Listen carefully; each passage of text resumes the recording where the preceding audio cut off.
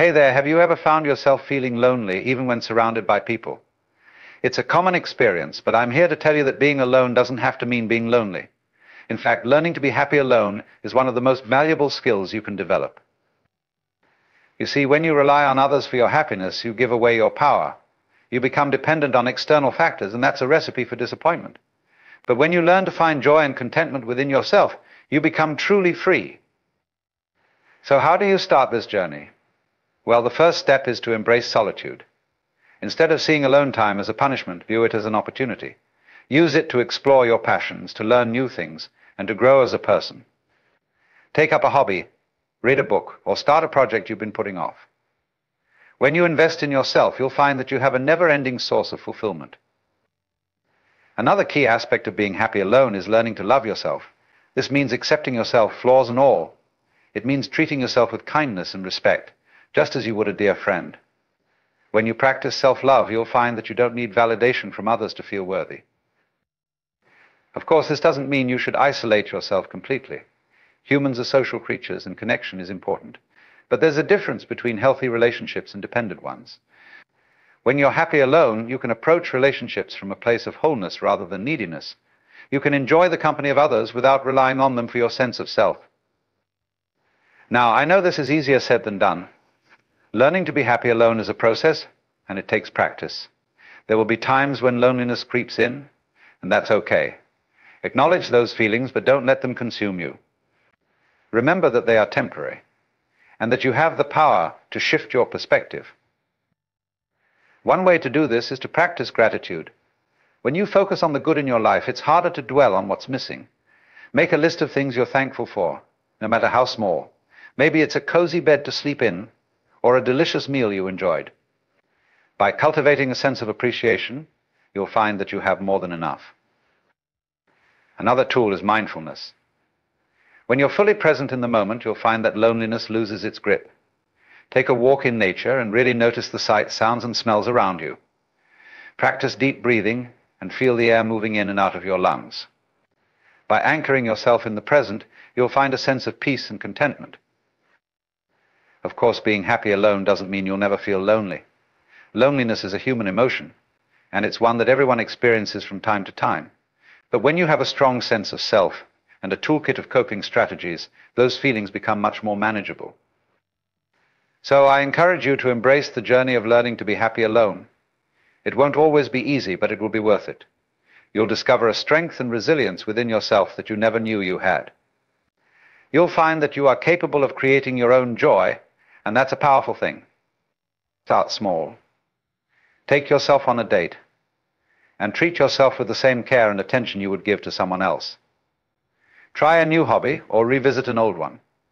Surround yourself with things that bring you comfort and inspiration. And remember, being happy alone doesn't mean being alone forever. It means being content with your own company, so that when you do choose to share your life with others, it's from a place of wholeness and love.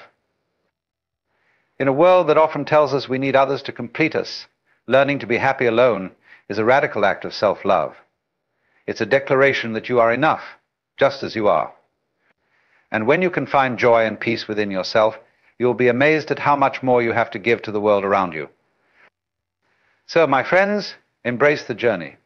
Embrace the solitude and the growth that comes with it. Know that you are capable of creating a life that is rich and fulfilling, no matter what your relationship status may be. And above all, remember that you are worthy of love and happiness, always. It starts with loving yourself and radiates outward from there. When you can find contentment in your own company, you'll discover a world of possibilities opening up before you. So go forth and cultivate that inner joy. Nurture your passions and treat yourself with kindness. And know that no matter where life takes you, you always have the power to create your own happiness. It won't happen overnight, and that's okay. Growth is a process, and it's one that requires patience and self-compassion. There will be days when it feels like an uphill battle, but I promise you it's one worth fighting.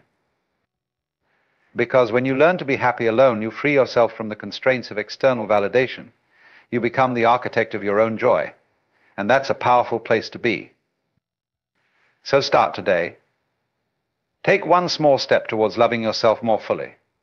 Maybe it's a kind word spoken to your reflection in the mirror, or a few minutes spent doing something you love.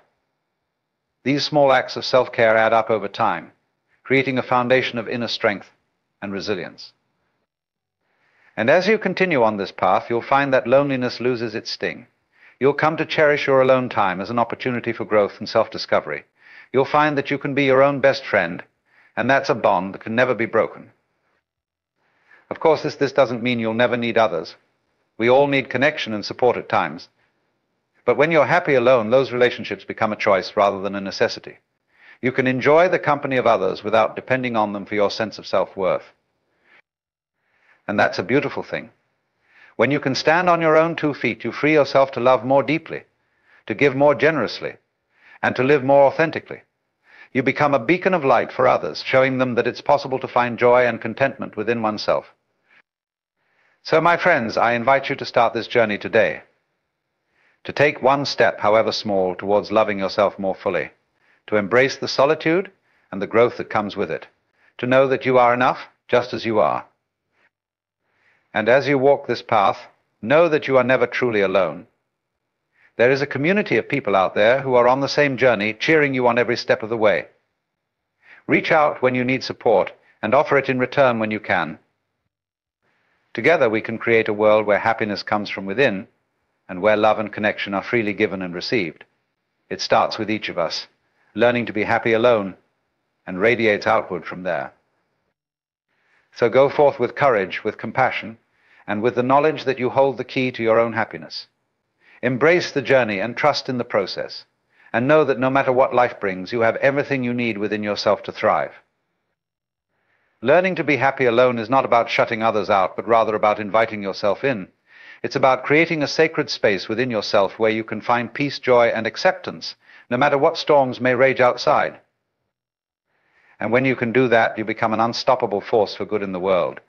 You become a living example of what's possible when we choose to love ourselves first, and let that love overflow into all of our relationships and interactions.